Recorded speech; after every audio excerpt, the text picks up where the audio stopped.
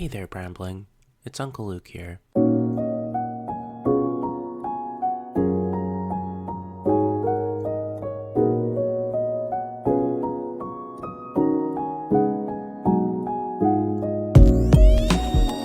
hope you're having a great day today. I had an amazing sleep last night. I think I got about 12 hours of sleep. I am so rested right now. Never take sleep for granted. Oh my gosh. But anyways, today on the podcast, we are going to be talking to your dad, who is Brenden Benoit, who's the owner and director of Sona Music in Clearwater, British Columbia. Brenden has been a music enthusiast and admirer for as long as he can remember, showing interest in making music since the age of 5. Our parents placed him in group piano lessons to get his career off on the right foot. About 10 years later, he then switched to drums and percussion and retained a role as a section leader throughout high school and college concert bands. During that time, Brenden then taught himself how to play the guitar and bass guitar using his prior knowledge from piano lessons.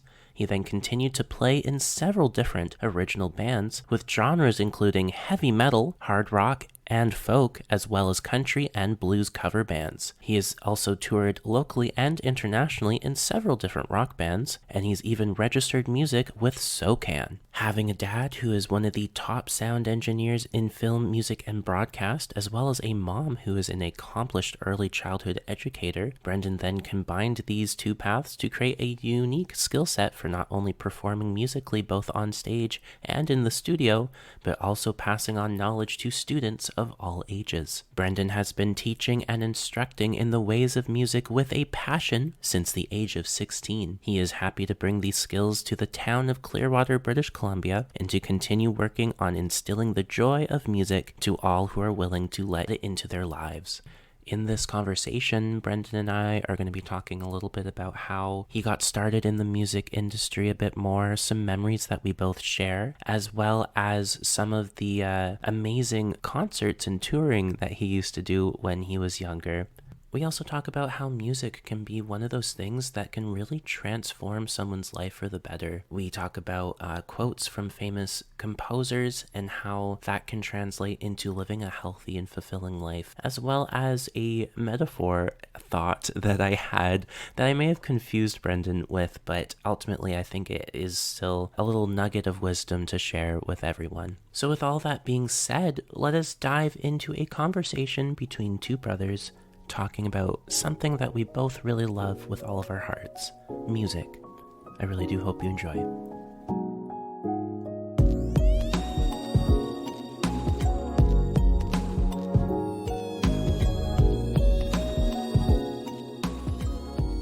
Hi, Brenden. Hello, Luke. How's it going? It's going fine. How are you doing? Yeah, I'm doing all right. Good. It's been an interesting week for sure. I'm so Good. glad to have you with me. Today I kind of was hoping to chat about music. Aha, that's right, yes. Would you be down to tell us a little bit about your story? It's a good story, so I'll keep it on the context of music related. Okay. So I don't exactly remember how I had showed interest in music at the age of 5, but I did somehow, and so I got into group piano lessons at the age of 5 at Carillon Music out in Surrey, where I grew up. I think the way the system worked was, I think the first 2 or 3 years was you kind of like do classroom based stuff, and you get a different teacher every year, very similar to what you do in school.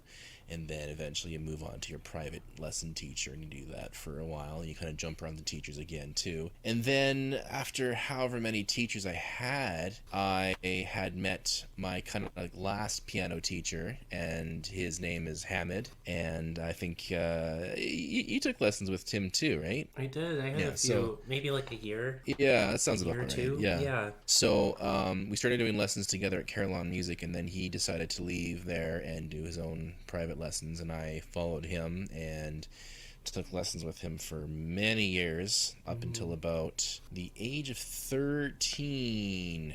Wow. 13. And then at that point, I had stopped piano in lieu of switching to junior concert band, and that was a complete 180 strictly onto the rhythm side of percussion and drums. So I stuck with that all through high school and then all through college. And then throughout all that time, I had taught myself how to play guitar simply by a single impromptu lesson on how to read guitar tab. Next thing you know, it's all I needed was just that and then a guitar. And Dad had many guitars laying around. He And did. it is just a matter of grab one. And the internet kind of exploded suddenly, and I could Yes. find all the music I wanted, all the sheet music I wanted as far as tab was concerned, on a wonderful database that still exists today. And so basically from there, I just played a lot of guitar as much as I could because it was a lot of fun and I had access to the information. And then that kind of led to kind of like dabbling in the bass guitar. It's very similar at first, and then you quickly realize that no, it's not. They're very different instruments. Yeah.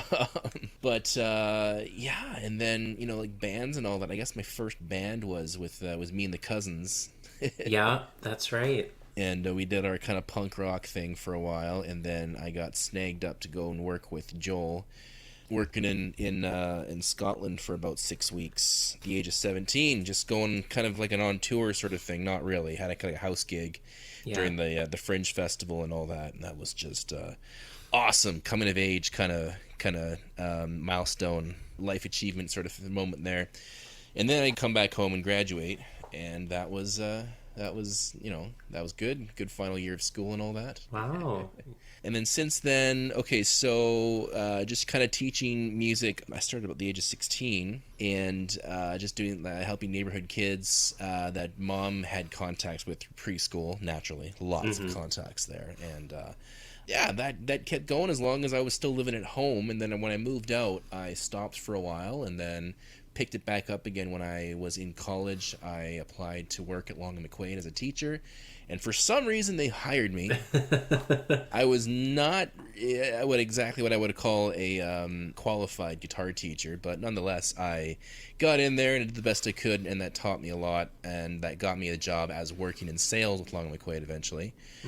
And after that I moved to Clearwater here, where there was basically a unique situation of really having a fresh market as far as music was concerned. It's a very artsy kind of musical town, but it's kind of only accessible to the older generation. So folks who kind of grew up in the 70s, who were really exposed to like what we'd consider the golden era of rock music and all that, right? So the kids there, they didn't really have a lot of access to music classes or whatever. I had recently heard just before we moved that a music teacher had just moved out of town, and that was like one of the only piano teachers around. And so it kind of gave me a unique situation to deal with. So I kind of just started doing some with teaching music. It's a slow process, right? Especially if no one knows who you are.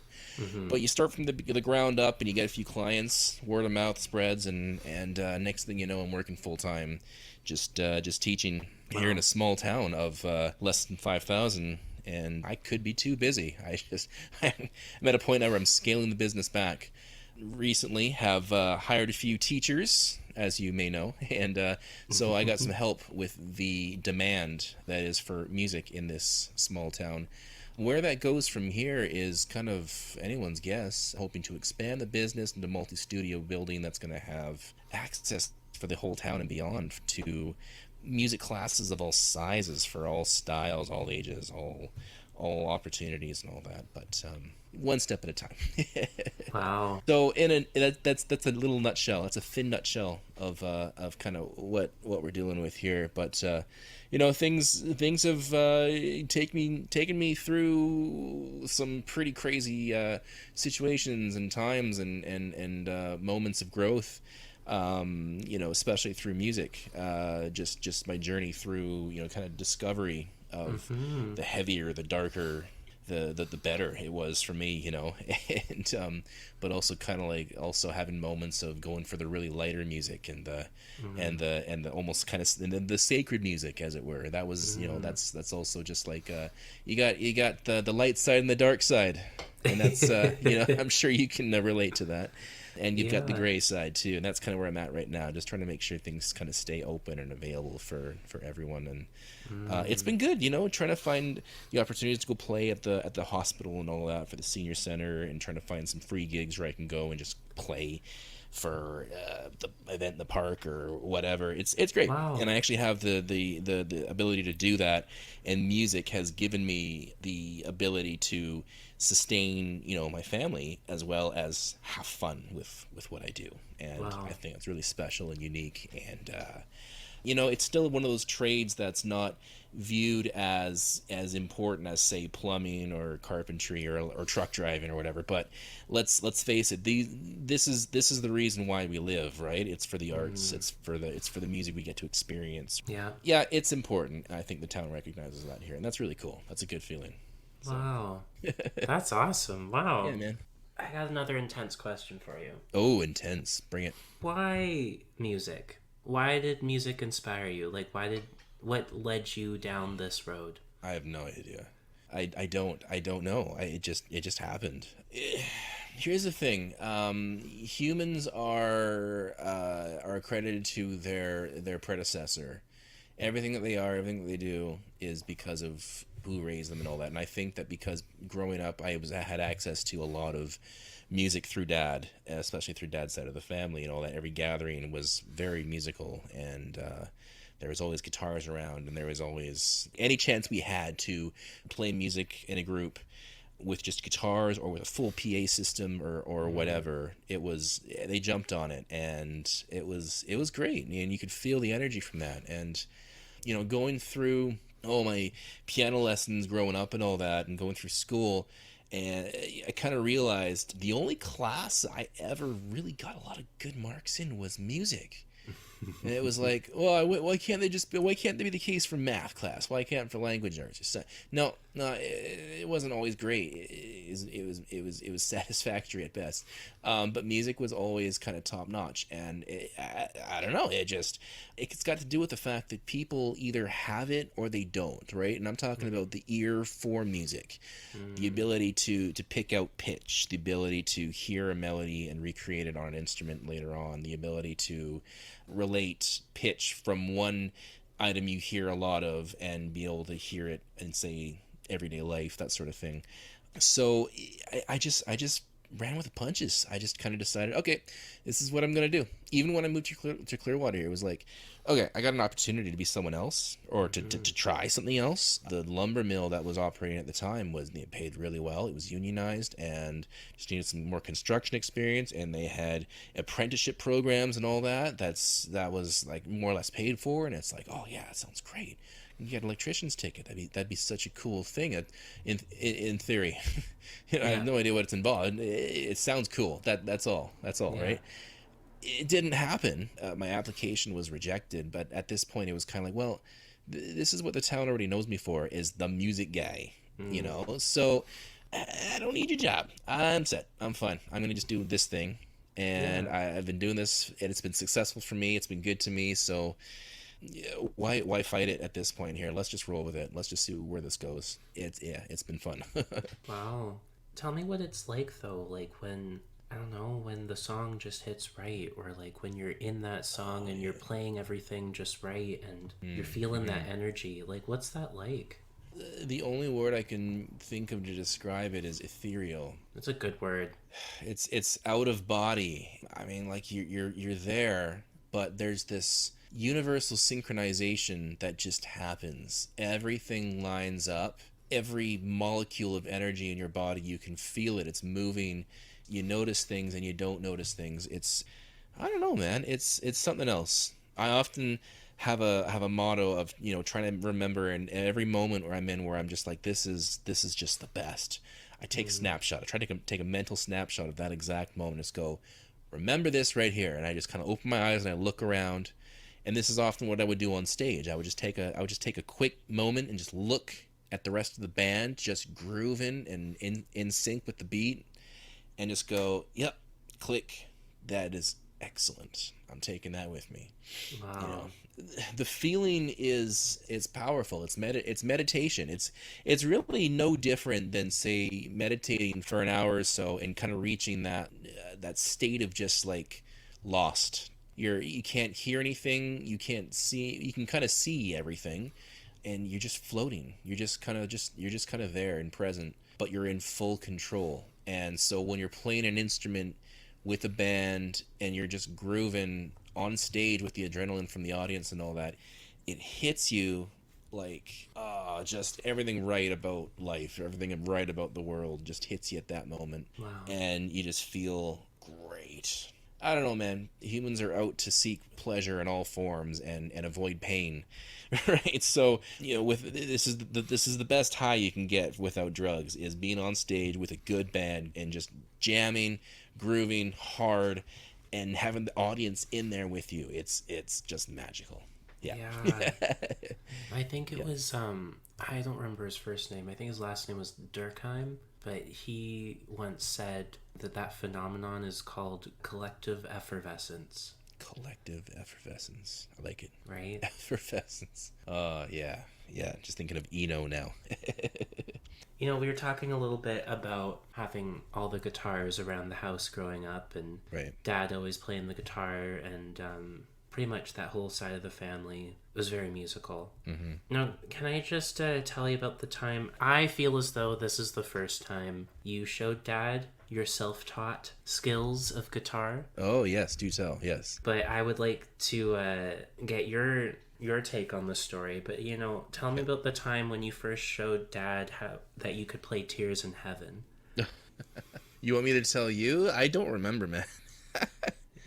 I don't remember this. I remember like studying the crap out of that song for like a month straight. Right? I feel like I remember like coming downstairs and you're like playing the song and you're just like, is Dad home?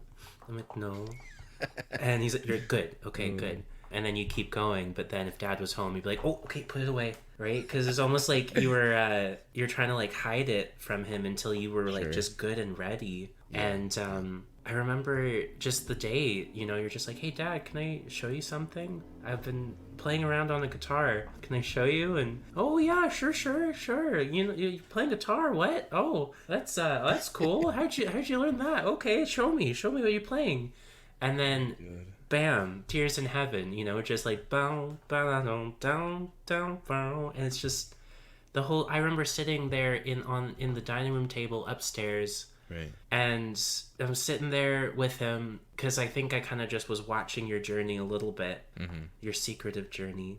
And then you finish the song and his mouth is on the table just like, oh, jeez. Where'd you learn that? How'd you do that? Yeah, I just, I don't know. I wanted to get your take. I wanted to, like, how come you wanted to surprise Dad with that? Yeah, I've always kind of liked the element of surprise.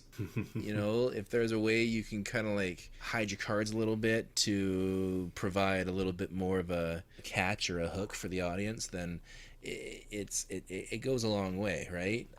So I think in Dad's case, it was kind of like we hang out in the basement so much, and so that's where we watch TV. And so I'm just kind of noodling on the guitar. Taught myself how to read tab. No, I got taught how to read tab. Taught myself how to kind of take it further from there, and then I think it was working with Matt. Because that was a piece that he was trying to learn, and so we were kind of like learning songs together side by side, and we would kind of like have a hangout every once in a while and compare songs and all that, and we were both kind of learning the stuff together. And so I think there was a little bit of that in there that's kind of pushing me to just kind of try to learn these specific songs. But that one, it was just kind of like, oh, I really like this. This sounds good, and I feel proud of this. Let's show Dad, who I really look up to, and see if he approves. And I guess it worked. Yeah. But yeah, I think a lot of my inspiration comes from growing up with the cousins and playing in a band with them and just kind of taking on their style and their personality. That's probably a lot of who I am today. That and Family Guy. I don't know. Yeah. Yeah, no, I remember that being just like a really I don't know, a really special moment. At least Mm-hmm. for me, I just remember just like being in the background, listening on the whole thing, and just being like, "Wow, this is cool." That's nice. Yeah. Yeah. Now, you were also mentioning a bit about going to Scotland when you were 17. Right. Right. So, tell me about the time. Like, how did that all happen? Like, how does one at 17 years old get an opportunity like that? And yeah, tell Yeah. us the story. It feels so random and let me think here. It was summer of 2001, I want to say. Yeah, let's go with that. I don't know, something like that. Okay. 2001. I got a call on my brand new cell phone from Joel Hanna, and for some reason he wanted to take me on the road with his tap dance slash rock band for a performance during a fringe festival in the city called Edinburgh. And I'm all like, oh, well, that's interesting. You choose me. Okay, well, cool. Oh, where's Edinburgh? How did he choose you? Like, why did he think of you? I mean, I think he knew I played music. I played rock music. I had quite a punk rock kind of style, and that's kind of, I guess that's kind of what he was looking for in the band, is kind of like representations of branches of rock music. And he wanted someone who kind of fit that look. So I'm thinking that's where it came from. I think I know where Oh, this came from. okay, okay, There was a party, I think it was a Christmas party at Tony Comerford's house, okay. where he invited all of the Irish Dance alumni, parents, and everything. And you decided to bring your bass guitar. And you Okay. set it up and you played some bass for everybody. I don't know what you played exactly, but it was definitely impressive enough. But I think Joel Hanna was there. I kind of remember, I have this image of you, just like a Christmas tree in the background. Tony Comerford and his husband Chris and Joel and like me, mom, and like all of my old dance friends, and you're just up there just like playing Frasier, the Frasier theme song. Frasier. Oh, are you talking? No, I think you mean like Seinfeld. They're doing the Seinfeld bass line, maybe.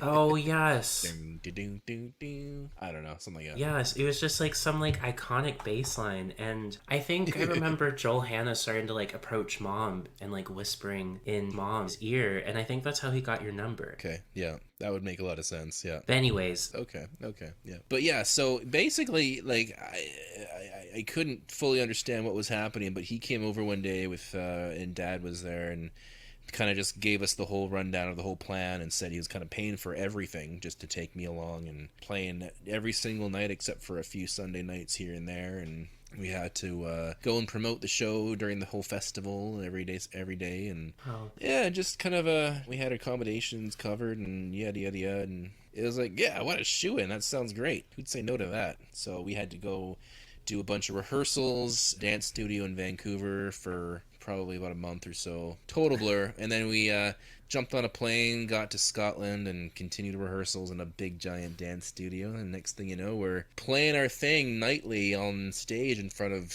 a couple hundred people. It was pretty much sold out every single night of the Edinburgh Fringe Festival. wow. We were one of the top 5 acts to see that year. Wow. It was intense. It was incredible. It definitely gave me a little bit of an ego coming back and then finishing high school, Yeah. grade 12. But, that was a good time too, because, I came home, I was definitely fueled up on confidence, and things are great. And basically, like, immediately after school started, it was like, oh, I met Amber. Sweet. Wow. Things got even better. Yeah. Yeah, it was a great experience, and it definitely kind of paved the way for how I kind of lived life after that. I really just kind of worked hard at trying to kind of get back there. Try to find a way to get into musical business that will get me there again. Up until I think about the age of 30, and that was the age where, I remember if if there's the golden rule, if you don't make it by the age of 30, then you should just quit. And I know it's a terrible thing to hear, but that was kind of what the thing you'd hear in like the 70s and 80s with rock bands that were in fact trying to make it. If you get past the age 30 and you haven't made it yet, it's kind of like, it's probably not going to happen. So at that point, I was kind of like, okay, I hit the age of 30, bands weren't working out, and I just kind of decided, yeah, I'm gonna do this myself. I'm gonna go my own way. I'm gonna work with my strengths, continue teaching music. That seems to be a hit. and that's kept me busy and kept me going. And I think everyone's been better for it. Yeah, putting my skills to use. that's awesome. Yeah, man. Are you willing to share any stories of your time in Scotland, or do you remember anything, or? Oh, yeah, plenty. Okay, okay. There were plenty of days of craziness. Yeah, I want to know more. So there were how many people in the cast? I want to say like maybe 15 cast and crew. Like we had a light guy, we had a sound, no, I can't remember. Anyways, we had a pretty big crew of people, and so we were divided between two like flats. We had one smaller apartment, one way bigger one. I was in the smaller one with Joel and a bunch of other folks, and the rest were in the big space. The first few nights there, obviously with a trip like that, you're jet lagged as all hell.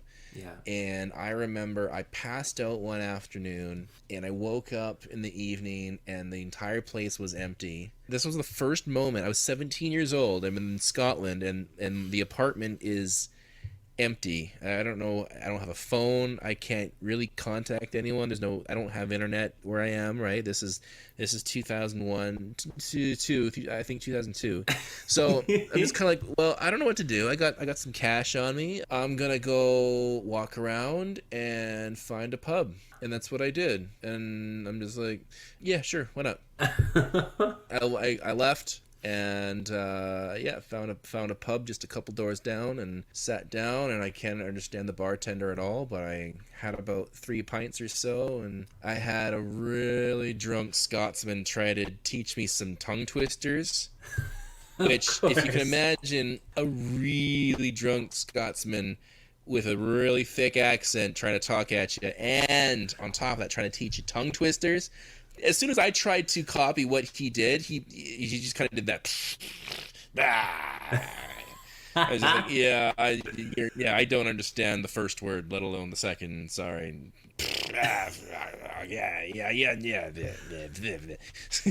Oh, And so my goodness. I'm having some drinks and all that, and kind of like, this is cool. I'm 17. I'm not supposed to be here, but I am, and this is fun. And then I kind of realized, oh shit, I don't have a key to get back in. Uh-oh. Oh. And I also don't know exactly where the other flat is, because I'm in Scotland. So I walked back to the entrance to the apartment. It's one of those like British style, like you got shop fronts on the bottom, Yeah. bottom floor. You got a few doorways that lead up to the upper apartments and all that. So I go to the door and I'm kind of like, okay, there's a buzzer. Which buzzer? Which buzzer is it? Oh, no. No, nothing was labeled. No. Where the hell am I? Oh, damn it! So I pressed one. Uh-oh. Okay, nothing happened. Okay, I pressed another one. Ah, damn it! This sucks. This really sucks. And I just stopped pressing. I just kind of this moment of like, shit, what do I do? And the next thing you know, the door flung open. One of my flatmates. Oh, hey, the buzzer rang. Oh, thank fuck. I was like, yes, okay, yes, perfect. All right, save the day. And then the next day, I got a key, and everything was fine after that. But it's just, this is a good way to kind of step into the environment. Do what the locals do, and then forget your key to get back home. And Oh my goodness. I got way better stories than that. But that was kind of one of the first ones that I remembered, because it was kind of like this whole like, oh, I've never been to Europe by myself. I've never been anywhere before by myself, and that's one of the first things that I remember, and first memories I have. Well, okay, I guess I can't get you off the hook quite yet about Scotland. All right. Because you came home with some jewelry in your face. Oh yeah, absolutely. Tell me more about that. So the dance studio we were rehearsing in had one of the top tattoo and piercing artists in the world working just a few blocks away. So Really? and for some reason, walking around, the whole eyebrow piercing thing was really popular. So I kind of just decided, screw it, I want to get a souvenir that's not gonna get lost easily. That's not gonna get consumed easily. That's not gonna just disappear. It's gonna be attached to me. And I don't want a tattoo because I can't make that kind of commitment. So I decided to get the needle through my right eyebrow, and it was awesome. I barely felt it, and I took really good care of it, and just felt so like empowering. Like this. Yeah, I freaking did it. But it was it was funny because at this point, like I'm still like I'm underage for drinking. Technically, I'm underage for getting tattoos and piercings. So I go in there and we're talking about it, and they tell me a price, and I'm like, oh great, I'll give them some cash and all that, and like, oh, I just gotta check your ID. I'm like, oh, damn it. And Joel, like, I think, what did he do? He asked me to like sneak him my ID behind our backs or something just after they asked that, and they're all like, I see that. What is that? And they're like, okay, all right. Well, here's his ID. He's underage, but technically I'm his like guardian while he's here in Scotland and all that. And they're all like, I don't know. And a guy like that is actually very convincing if he wants to be. So it worked true. out. It worked out. Oh my goodness. Yeah, that was great. Wow. And I remember mom's reaction was what you'd expect, but obviously when she saw me later, she's like, "Oh, it's not too bad. I can live with that." Okay. And it wasn't getting the ears pierced yet. That was her thing. She didn't want me doing that yet. Eventually I did, but Whatever. Yeah. Whatever. Yeah. Once you start, it's kind of like, oh, I could do a few more of those before next thing you know, you're just covered in metal. Oh my goodness. That was fun. That sounds like a trip you never forget. No, you don't forget that. I recommend. I highly recommend.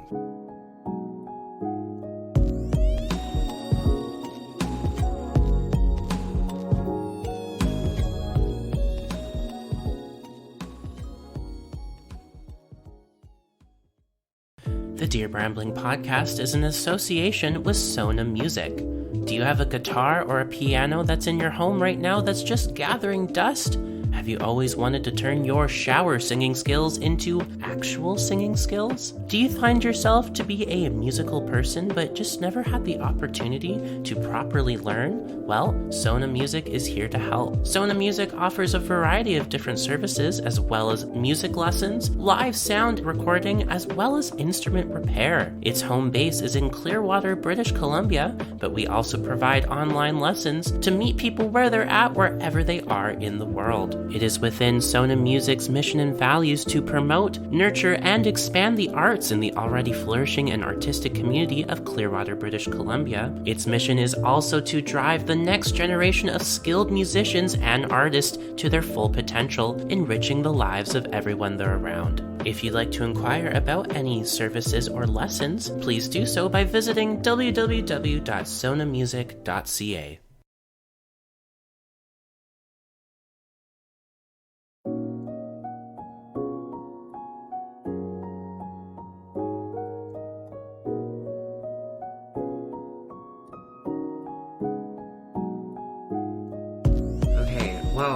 I wanted to shift gears just a little bit, okay. And I wanted to run a quote by you. All right. A quote that I think about a lot, and I want to get your thoughts on it. So I think it was it Charles Debussy who said, "Music is in the silence between the notes." You mean Claude Debussy? Oh, it's Claude. Oh, jeez, I'm sorry. It's Leviosa, not Leviosa. Fine. Okay, I'm sorry. Claude. I only wrote Debussy on my notes here, so I was just like, I know it's like something it's Charles, right? It's Charles. Close enough. You're gonna have to tell me that quote one more time. I got hung up on you just trying to get that name out. Music is the silence between the notes. What does that mean to you? Okay, I know you're turning this right back. Reverse card. Yeah, you know the reverse card, totally. No, you know what? That's not fair. Hang on, let me reverse your reverse there. That's not really fair because you're asking me what that means, and I'm just. If it helps you get your gears turning, I can talk to you about it a little bit. I think of a few things. Yeah. No, you know what? I can answer that. I think of a few different things here. I think about it's the you said it's the notes between the silence. Music is the silence between the notes. The silence between the notes. You know how back when I was in high school, I was doing drums and percussion. Mm-hmm. Mostly doing the job that most people didn't want to do, which was kind of the auxiliary percussion, which was like playing the timpani, the xylophone, the chimes, and the cymbals and all that junk. And I remember there was one concert where Dad got really upset with the band teachers because the only thing I did was hit crash cymbals like once or twice in an entire like long performance, and he kind of had to talk to the teachers when just kind of like, what the hell is this? Like, I don't pay money to these performances just to see, you know, the instrument struck twice by my kid. What's all this? And they kind of said, well, it actually goes to show there's incredible skill involved in being able to count so many beats and measures and be able to strike your instrument right at that exact perfect time to bring the entire piece together. That takes a lot of skill. And Dad kind of said, like, that's great. I don't see it, you know. And it was kind of okay, I get it. Like, you know, yeah. So what I kind of think you're learning to in one way is the ability to refrain from trying to constantly produce sound and entertainment in music is more important than self-satisfaction and say trying to learn how to play a riff because you like it, right? So learning how to do something meaningfully, purposefully, and deliberately, as opposed to just, I love AC/DC, I want to learn how to play Thunderstruck because it rocks. There's this depth to music that is really felt only by, say, someone who is trained to convey emotion and feeling through the music that they're playing. Now, having said that, I also do believe that a lot of that kind of ties into the tip of the iceberg as a musician, which is the technique and the practice involved in that. So the silence between the notes, like, that could be taken literally as when to play and when to be silent, and that could also be taken as, what do you do in between your performances? What did it take you to get to a point of performance? The training involved in doing any kind of job can be extensive. It could take an entire lifetime, and you can't even master how it's supposed to be done fully. But music is one of those things where you could say you've mastered it, but there will always be another angle that you haven't explored, whether it's physically in this world or it's mathematically in physics or in space-time. There's always a music or a frequency vibration that exists that you haven't studied or learned before that can be applied to a manipulation of emotional state. And how you go about applying that in your performance is what makes a musician unique.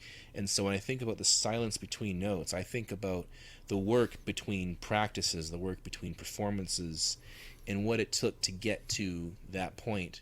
It's not an overnight thing. We all know that. It's not even a 1 year thing. To get to a point where you're satisfied with your music, to the point where you are satisfied that you've entertained someone, that takes time. That takes a lot of failure first, honestly, to understand what that takes. I'm not even there. I'm nowhere near there. But I feel that every time I perform, I'm getting a little closer to that. And that's kind of where there's a line where you go from screwing up every performance and making it really awkward to enjoying every performance and feeling that spiritual connection as you would. And it's a blurred line between those two sides, but you don't get from one to the other without failing, without trying, without just giving it your best shot. And so I think what you're saying with that is a space between the lines, as it were, right?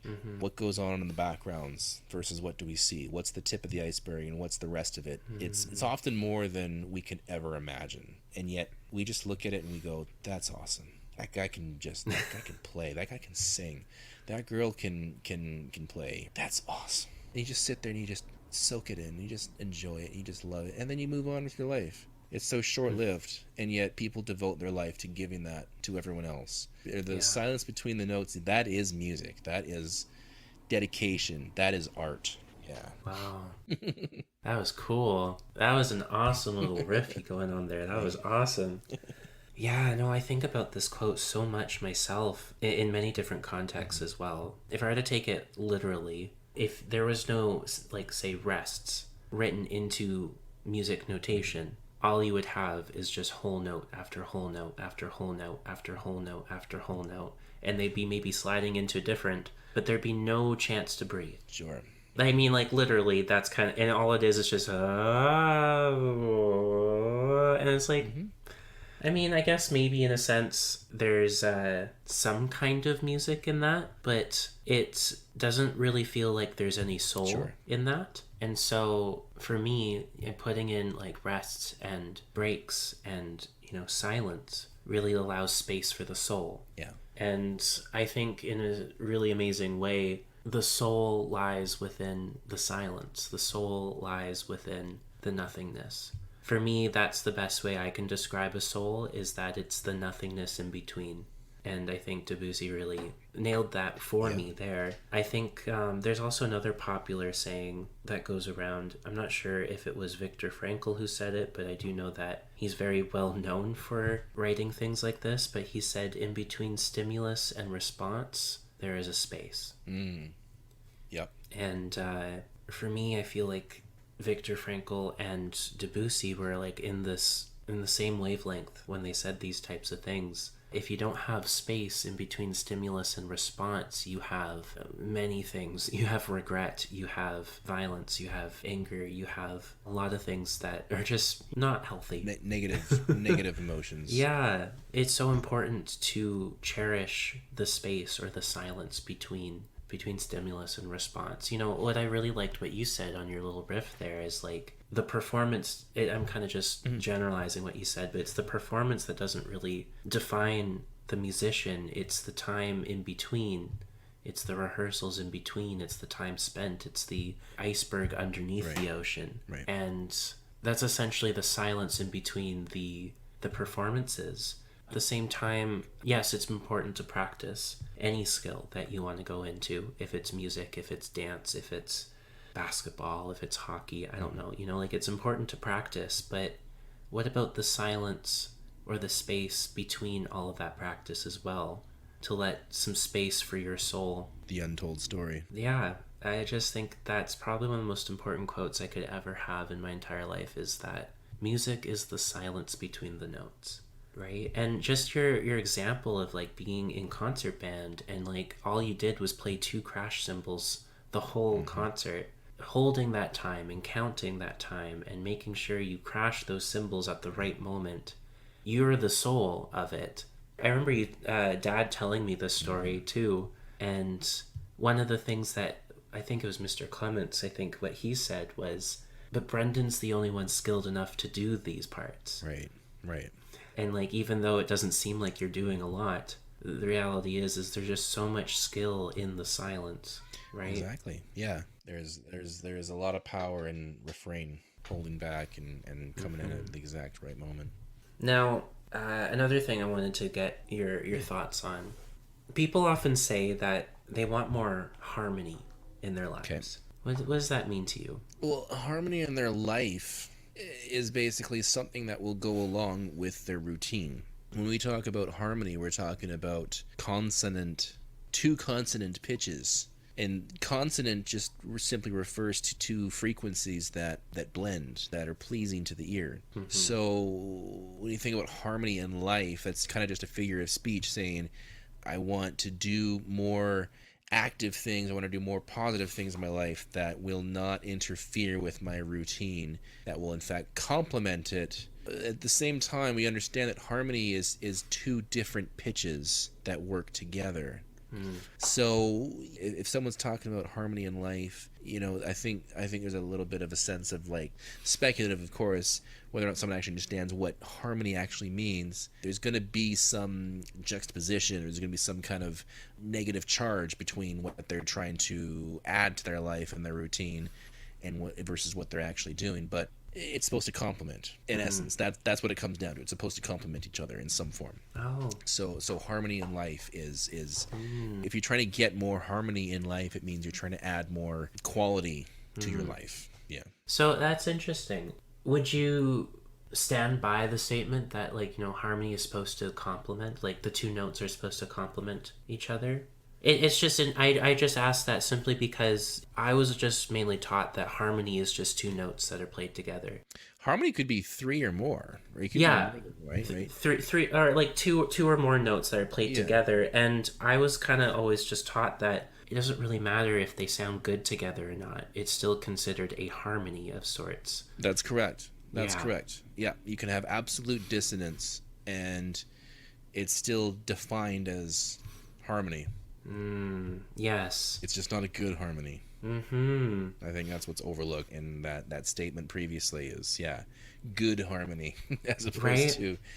to, what's the worst harmonies that we know of? The minor second, the major seventh isn't great.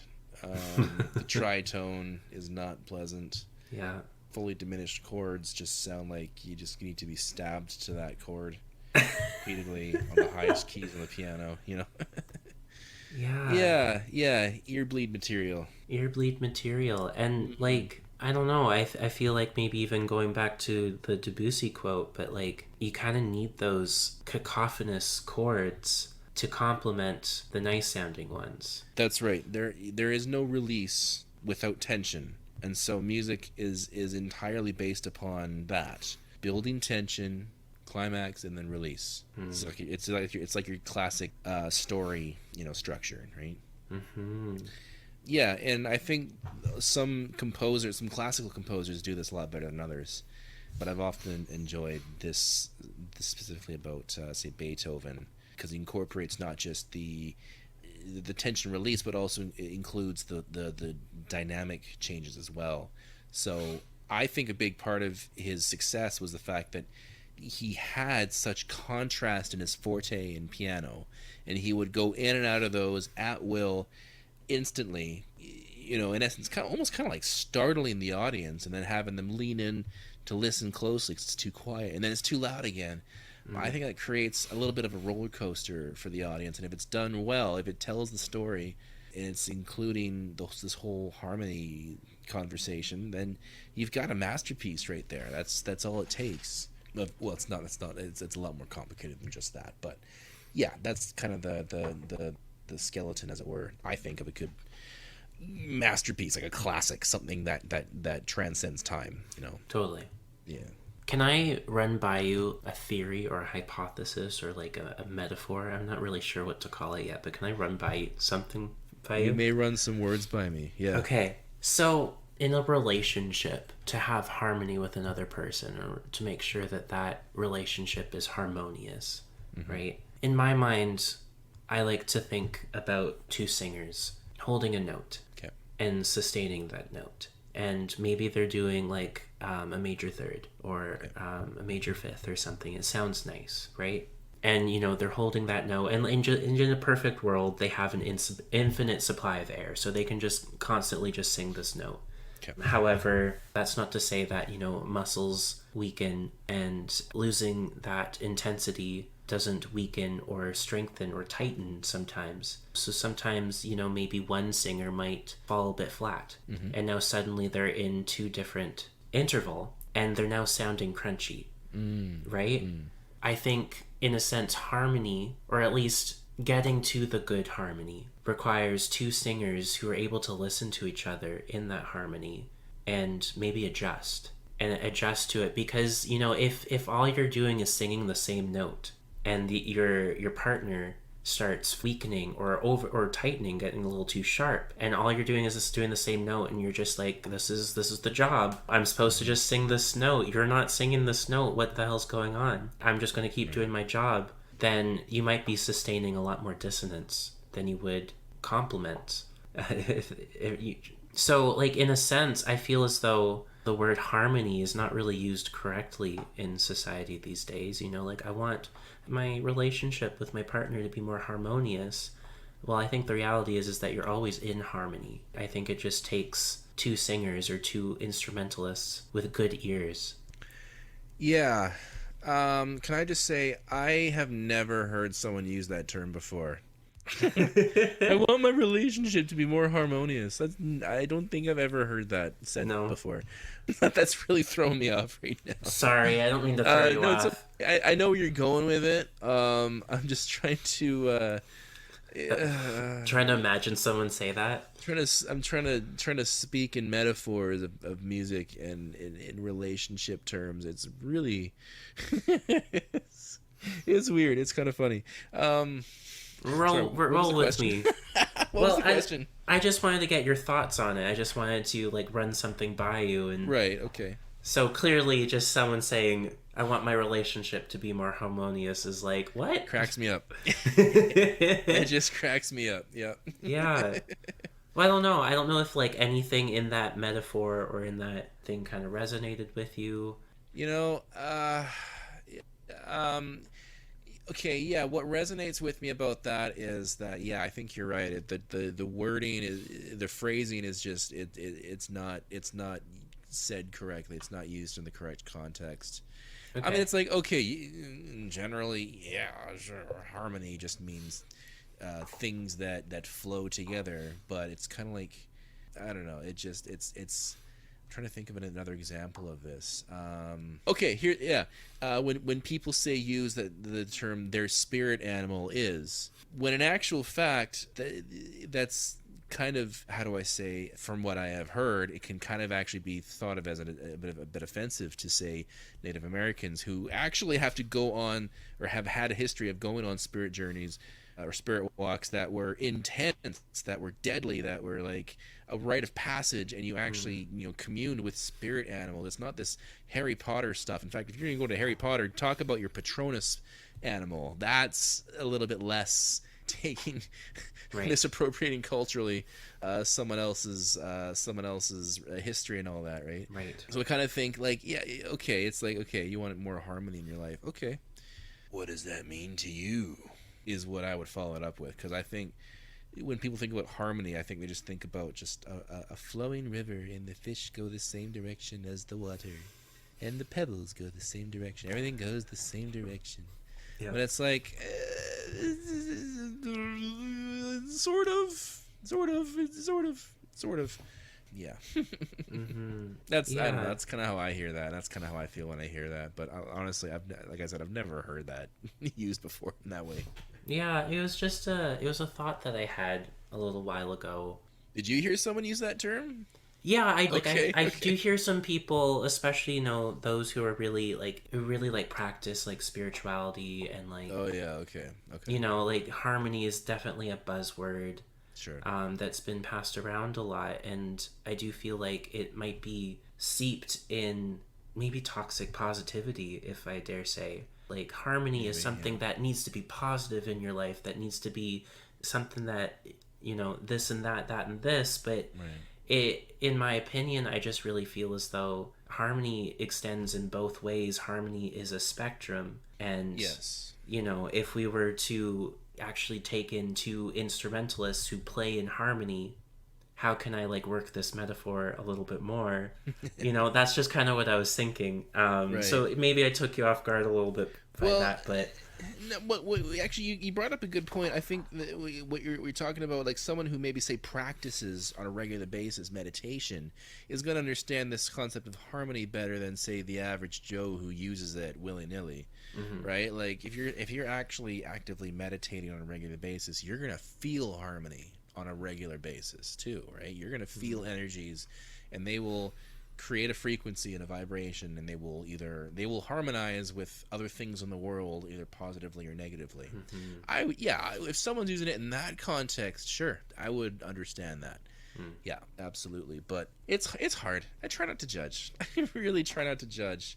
I do get hung up on words sometimes. It's kind of, if I hear someone say or pronounce a word differently, suddenly everything they say after that word becomes Charlie Brown's teacher. really. Yeah, I just kind of like, why did you say it like that? But it's pronounced. You're from, wait, are and then kind of they do the whole ask me a question thing. And go, sorry. Aw. Anyways, I feel like I kind of got sidetracked there with your last question, but No. It's all good. I just wanted to have like a little freeform, just run by an idea with you and see what your thoughts were.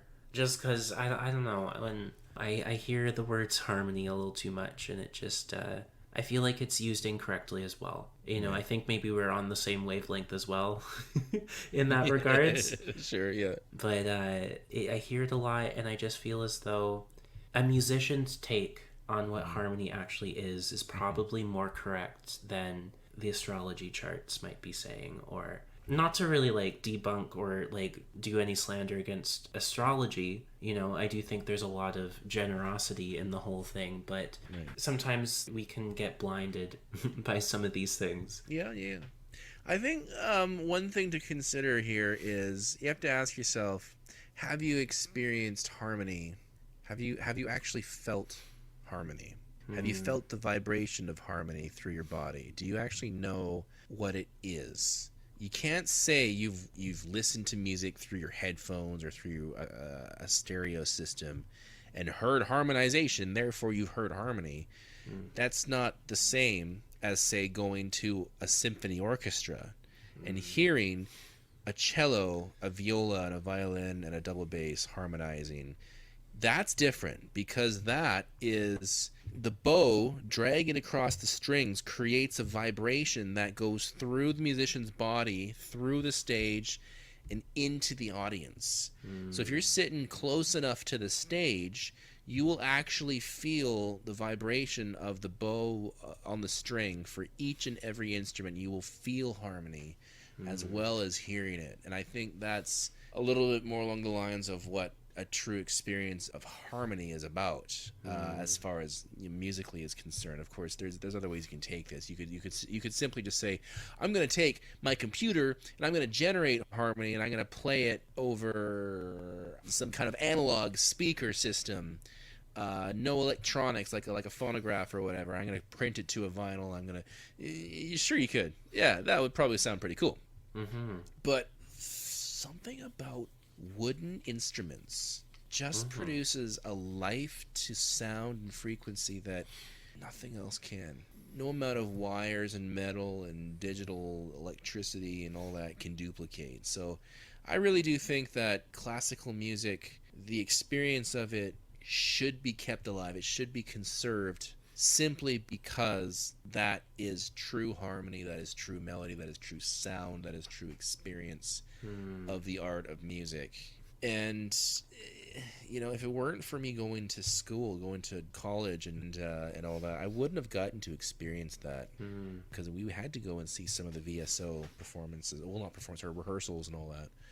And it's like nothing else in the world. You don't get to watch YouTube performances of symphonies and experience that. Yeah. You don't. Never. Yeah. So it's something else. No, totally. I think what you're saying about a symphony orchestra is also a similar feeling to what it was like being in the choir for me, or like witnessing really talented choirs. Right. There's something about being in that note and having your head and your throat producing resonance that like actually melts in with all the other sound around you. Exactly. Yeah. It synchronizes. Yeah. It's really cool. And I remember doing like vocal jazz choir and going to a festival, and all of my classmates and I were sitting in the theater, and we watched this one choir, I think from like Deep Cove or something, go up and just literally melt our minds with how well and how together they were.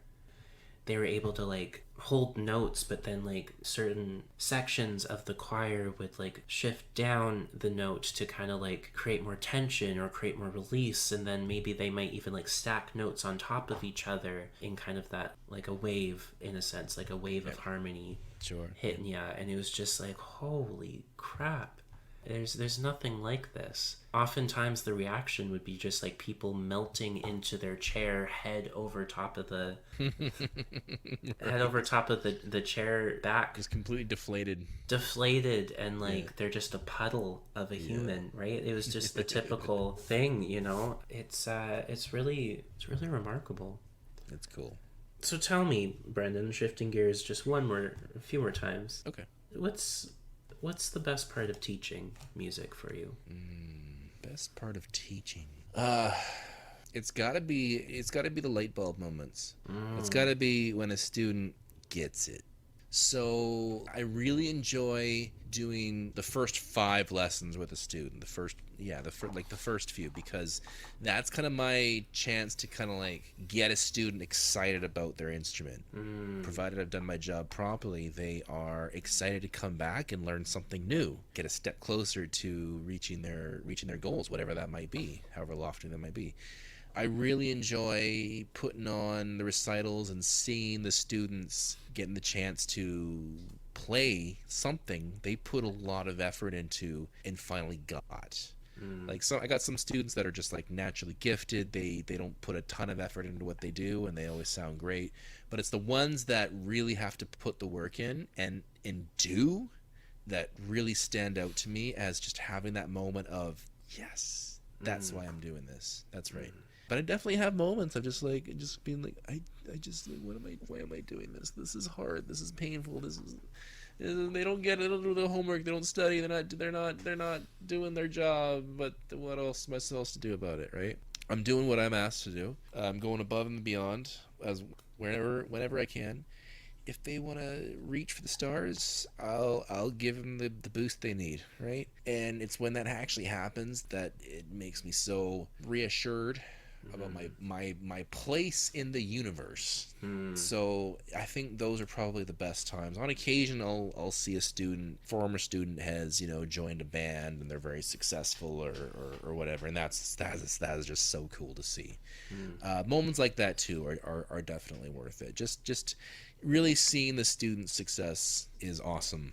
But for me too, it also kind of just proves that I've taught that student a concept that I, at this point, should now have mastered. It's kind of like my whole reasoning for going into teaching was so that I could learn how to be good at the guitar, right? How do you get good at something? You got to know how to teach it. If you can't teach the basic concepts of something to someone in its simplified form, right? Simplified, and then again, and then again, and then again. What are you doing? You don't fully have it. Maybe you kind of have it, but so for me, I spent so much time just reaffirming my knowledge with an instrument by teaching it, and so over time I feel a sense of pride knowing that okay, I definitely have these concepts learned, mastered. I'm passing on the knowledge correctly.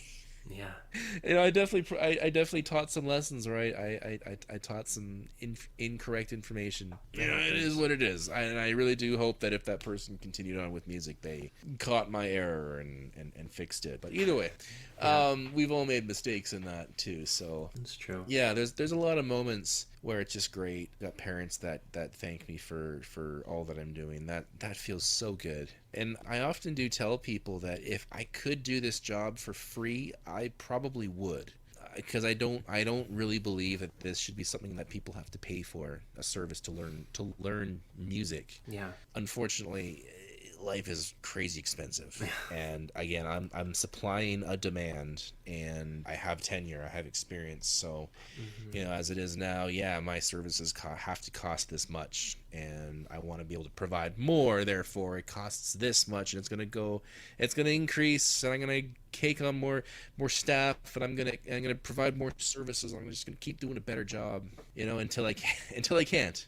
Yeah. Right, and then hopefully then I can pass it on to someone else who will continue doing a better job. But I think that's what it all comes down to for me, is just that everyone deserves to experience music in its truest form, not just listening to it and having a favorite band or whatever, but creating it, using it, studying it, understanding it. It's important. You don't have to do that in life, but I think you'll be better off if you do, personally. So, Brenden, what's your favorite instrument to play versus what's your favorite instrument to teach? Favorite instrument to play versus favorite instrument to teach. I think my favorite instrument to play, I have to say guitar. I'm not very good at guitar. I just love to play it. No, hold on. No, I'm not. And the moment I think I am good is the moment I'm either drunk or I need to take a step back and let the ego deflate a bit. I'm not that good at guitar. I know plenty of people who are miles ahead of me. I know my flaws, but I love to play it. It's so much fun to play, and with that, it's probably my most favorite instrument to teach as well. Before I moved to Clearwater, I didn't teach piano. I taught guitar, I taught the bass guitar, and I taught some drums, and that was it. So, I eventually I ended up having almost more piano students than guitar students here in Clearwater. And Hmm. that's just because piano is still a classic, timeless instrument that most people have, expectations traditionally in how it's taught and the structure and the format and how it's done and the positive development it provides for kids and all that blah blah blah blah blah.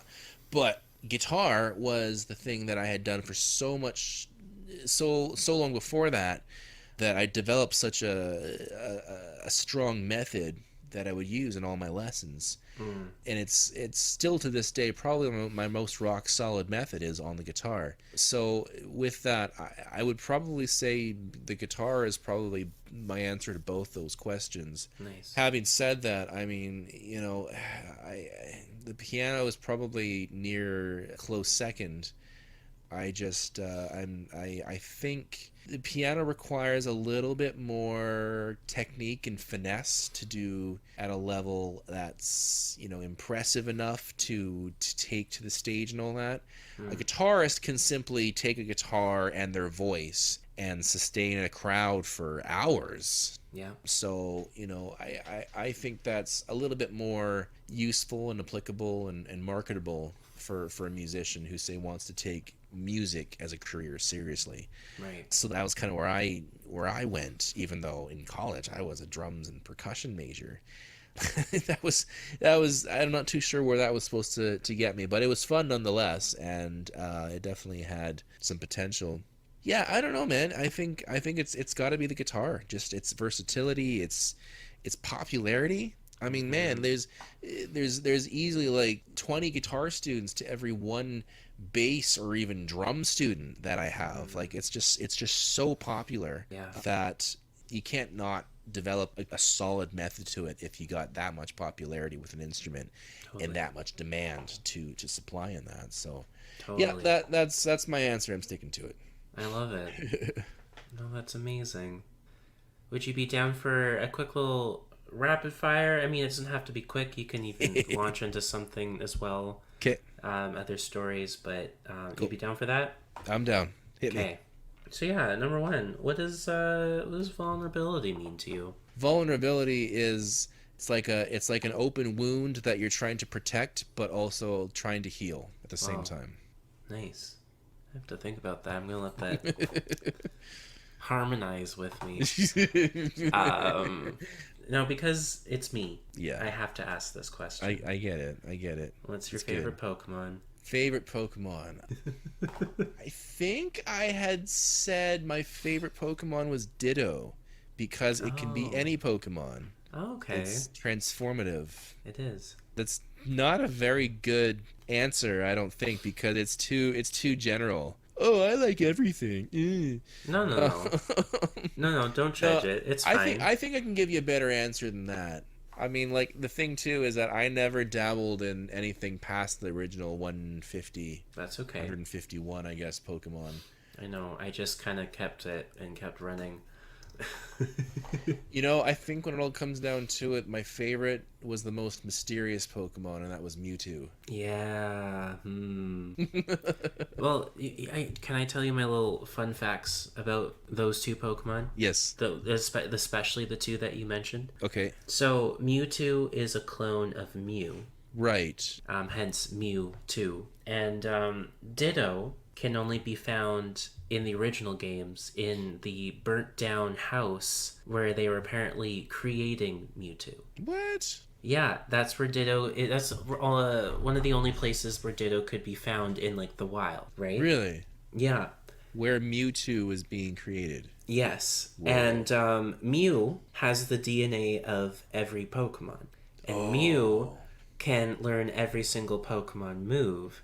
And nice. Mew can learn the move Transform. Oh, Now, here's another little tidbit is that Mew and Ditto share the exact same color, right. have the exact same weight. Oh. So many people have the theory that Dittos are just failed attempts at cloning Mew. No. Wow. Yeah. Yep. That'll do it for me. That'll do it. I'm in. I'm sold. I'm so nerdy. That's great. That's awesome. What was the last concert you saw and you just absolutely loved? Oh, okay. I'm gonna say the last big concert that I saw that I absolutely loved was The Offspring and Sum 41 in Kamloops. This was December of 2019. Whoa. So a few short months later, COVID shuts everything down. Wow. So Amber had gotten me tickets for my birthday that Wow. year, and that was also the year that we found out she's pregnant. Aw. And so technically Desmond was there. Aw.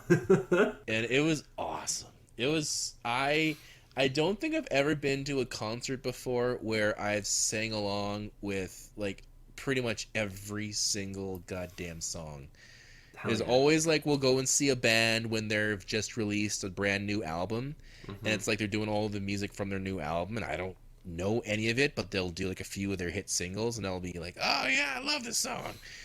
No, this Yeah. was just like two classic punk rock bands doing all their hits, and it was awesome. Wow. And then I kind of had this moment of realizing, yeah, I'm getting old now because now my favorite bands are just playing all their old stuff. And I realized I'm okay with this. Aw. I'm okay with this because these are the songs that made me fall in love with these bands in the first place. Just do what you're good at, you know. But that was great. I love that concert. Oh, that's actually a really cute story and really lovely. I love that. It was nice, yeah. What's your favorite meal? Oh, it's either pizza Yeah. or sushi. Hell yeah. Yeah, yeah. love And that. of course, the pizza branches and the sushi branches is so many different things. But narrowing it down to that's a toss up. I'm good either way if those are the options. Okay. So long as it's pizza or sushi, you're Yeah. pretty happy. I'd even take both at the same time. Yes. That'd be fine. Sushi pizza. Not like a sushi pizza. Oh, a sushi. A pizza sushi. Hang on. No, it's not. It won't work. It won't work. Well, It like, won't work. But you can do, pizza. Yeah, sushi. Yeah, and with more pizza. Yeah.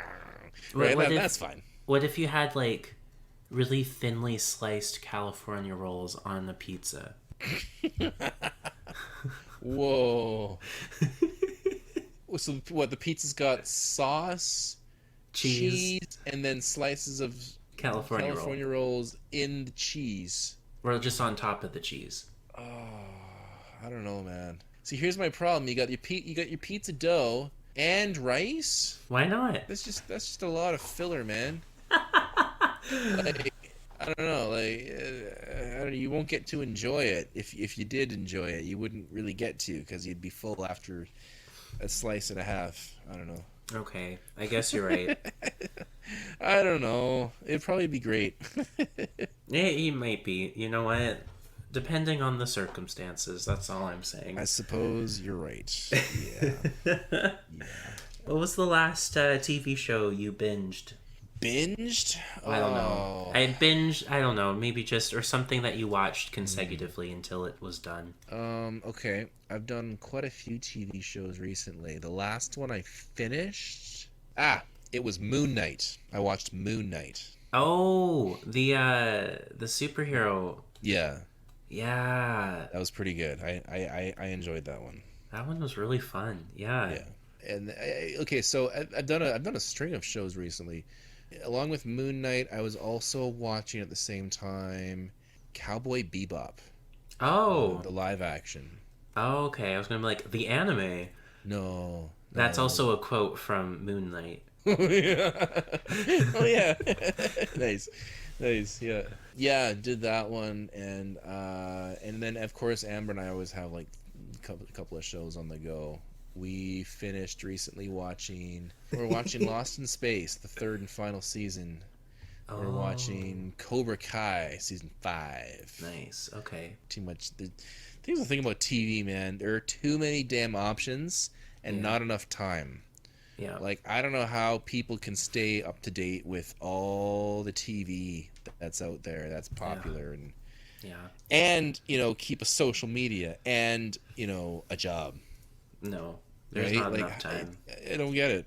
I don't get it. There needs to be some space between those notes. Maybe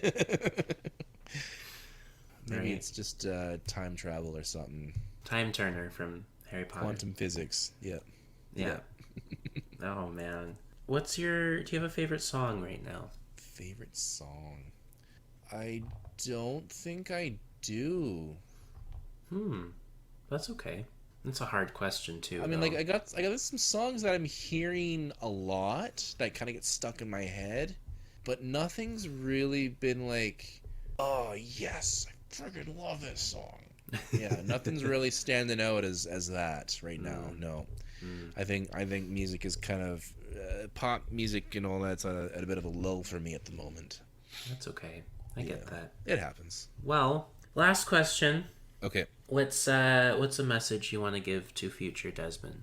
What's something you want to tell him? Oh goodness, just be happy.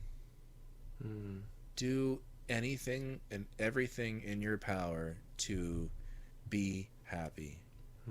Even if that means being sad in the process. Reach for happiness. Happiness is not going to come from money. It can, You can. but it's temporary. Happiness is not going to come from being surrounded by friends all the time. It's going to come from the little things you do. It's going to come from the lives you touch. And that could just mean the hello you give someone or the smile you give someone. It could be as huge as the high five you give someone, right? Yeah. That could save a life even, right? Yeah. Just a handshake, just a smile, just a hi, how you doing? Could be as powerful as saving someone's life that day. You don't know. So just be happy in everything that you do. And if you can't, know that it's temporary, and that you might just need to put yourself somewhere else, and you'll find happiness there. Yeah. Whatever that means. Happiness means a lot of things to people. So pursue it. Make it your life's work to just make yourself happy. Because in the end, that's all we got. A little bit of time on this planet is all we get. It'll feel like it's going by so slow. Oh man, it's so slow. Time is dragging on. Just get me through school, get me through this, get me through tomorrow, get me through this week. And in the end, it's a blip. It revs up and it goes really fast afterwards. Yeah, it does. It really does. Yeah. And at any point in your life, if you can at least say that you weren't miserable for an extended period of your life, you've won. You won life. If you can say you were a happy kid, if you can say you were a happy teenager, you were overall a pretty happy, content adult, you win. And if you can get through life like that, nothing else matters. Just win by just being a happy human. I had a thought, really a little memory. Yeah. But I remember saying goodbye to Grandma. Right. You had Desmond in your arms, and that's essentially kind of what you said to him. Right. I kind of overheard that. You just kind of looked at him and said, Grandma won at life. Yep. Yeah, pretty much, right? You get to the end of your life, and if you can, if you're in Grandma's position where, she's in a care home, right? She's in her 90s. It was kind of unfortunate, the last while of her life was, it didn't exactly look all that pleasant. No. And that's the best we have to look forward to. I don't know, man. At least you can say all the years leading up to that moment were good. Yeah. You learned, you lived, you laughed, you loved, right? And if you were happy and you produced other humans that are also happy and that are doing their best and providing for their next humans, then that's all we're required to do on this planet. Yeah. And even if you don't do that, that's okay. Yeah. Yeah. All right. Nice, well, man. Well, thank you, Brenden. I really appreciate that. And you got any more? Anything else? That's it. That's all I've got. Burning questions, man. Now's your chance. No, I mean, No? I'd love to have you back again. We can maybe talk about something else. Of course. Anything that you might be interested in talking about, just let me I got a know. lot of interest. Yeah. Yeah. Well, we could also interview Luke too, right? That'd be fun. Oh, Luke's interest. crap, maybe. Hey, that's an idea. One of these days we'll get Desmond to interview you. That'll be great. Yeah, he'll just ask you questions. He'll just repeat after me or something. It'll be adorable. That would be okay. Yeah. Well, I guess maybe that's a promise. Let's do it. Okay, Let's make this all right. happen. Well, as soon as he's ready, we'll set it up. Okay, sounds good. Thank you for the thought-provoking questions. That was fun. Yeah. I hope I gave you some insight into the mind that is mine. Yeah. No, definitely. It was great. Good. Well, until next time. Until next time.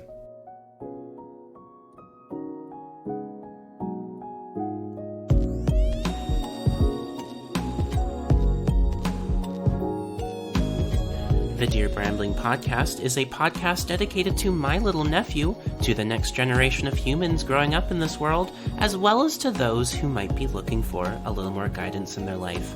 It is hosted by me, Luke Benoit. The editing and sound design are provided by MB Productions as well as Hideout Productions. The music that you're listening to is called Sunlight Cascading Through the Clouds by Artificial Music. If you'd like to follow me on any social media, I am on Instagram and Twitch at Lucatronosaurus Rex. And for those who are still listening this far into the podcast, I'd like to take a moment to really thank you from the bottom of my heart.